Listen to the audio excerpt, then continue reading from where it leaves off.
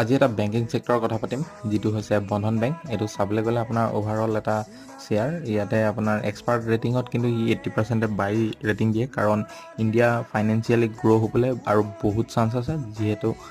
financially grow হ'বলৈ chance থকাৰ কাৰণে বেংকিং সেক্টৰ নিশ্চয় গ্ৰো কৰিব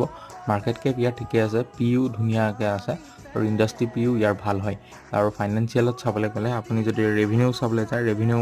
অলমোষ্ট গ্ৰো কৰিছে প্ৰফিটটো গ্ৰো কৰিছে মাজতে 24 চনত কিয় পৰি গ'ল এটো গম পোৱা নাযায় আৰু নেটৱৰ্ক চাবলৈ গ'লেও ভালেখিনি গ্ৰো কৰিছে আৰু বন্ধন বেংকৰ কথাটো গায়ব হৈ আপোনালোকে জানে আৰু শ্বেয়াৰ হোল্ডিং পেটাৰ্ণ চাবলৈ গ'লে গোটেই কিবছৰত শ্বেয়াৰ হোল্ডিং পেটাৰ্ণটো সমানেই আছে প্ৰমোটাৰৰ আৰু এফআইআৰ